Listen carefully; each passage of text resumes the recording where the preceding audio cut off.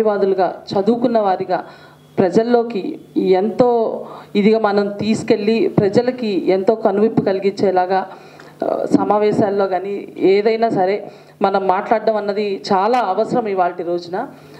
ఆయన ఎప్పుడైతే సీఎంగా ప్రమాణ స్వీకారం చేశారో ఆయన చెప్పిన మేనిఫెస్టోలో ఆయన చెయ్యని పనంటూ లేదు. ఇప్పటి వరకు మేనిఫెస్టోలో ఏవైతే చెప్పారో అవన్నీ చేసి చూపించిన ఏకైక ముఖ్యమంత్రి జగన్మోహన్ రెడ్డి గారు.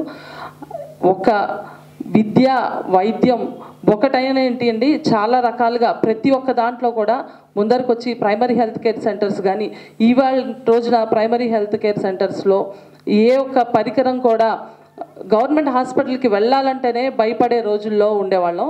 అలాంటిది ప్రతి ఒక్క అధునాతన పరికరాలన్నీ తీసుకొచ్చి ప్రైమరీ హెల్త్ కేర్ సెంటర్స్లో హాస్పిటల్కి ప్రైవేట్ హాస్పిటల్కి వెళ్ళి డబ్బులు ఖర్చు చేసుకొని చాలామంది పేదలు వెళ్ళలేక చాలా బాధపడే రోజుల్లో కూడా ఉన్న దీంట్లో నుంచి మన జగన్మోహన్ రెడ్డి గారు అధునాతన వైద్యం తీసుకొచ్చి అన్ని నూతన పరికరాలు తీసుకొచ్చి స్కూల్స్లో ఇంగ్లీష్ విద్యను అందించి అలాగనే ఒక సంక్షేమం ఉంటే సరిపోదు, అభివృద్ధి కావాలని అనేక పార్టీలు ప్రతిపక్ష పార్టీలు ఇచ్చేస్తున్నా సరే ఎదుర్కొని దాన్ని ఆయన్ని ఎంతకి పత్రికలు చేతిలో ఉన్నాయి కదా అని చెప్పి పత్రిక ద్వారానే ఆయన్ని దెబ్బతీయాలంటూ ప్రజల్లో వెళ్ళిపోయిన మనిషిని మనం ఏమి చేయలేకపోతున్నాం, మన చేతిలో ఉన్న ఆయుధం పత్రికే కదా అని పత్రిక ద్వారా ఆయన్ని ఎలా అయినా సరే ఇచ్చేయాలని అనుకుంటూ చాలా పత్రికల్లో ఆయన్ని దిగజారుస్తూ ఇచ్చేస్తూ మాట్లాడుతున్నా సరే అవన్నీ పట్టించుకోకుండా ప్రజలే ముఖ్యం, ప్రజల కోసమే వచ్చాను, ప్రజల చేత ఎన్నుకోబడ్డాను కాబట్టి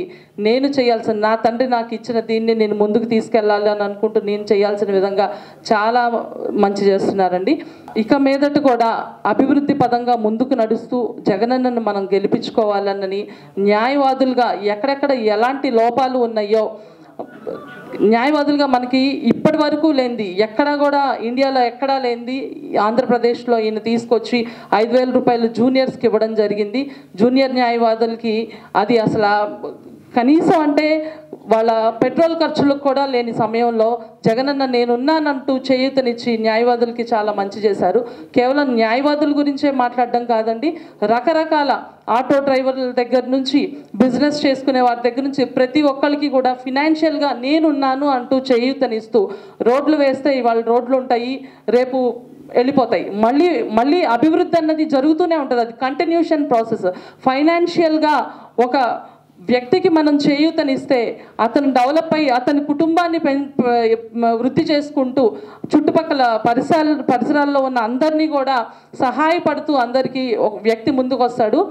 వ్యవస్థ అన్నది అలాగే కొనసాగాలనుకుంటూ సంక్షేమంతో జగనన్న అందరినీ కూడా ముందుకు తీసుకెళ్లే ధ్యేయంగా ప్రతి ఒక్క వర్గానికి చెందిన వాళ్ళందరినీ కూడా ముందుకు తీసుకొచ్చి చక్కనైన మంచి పరిపాలన అందించారు.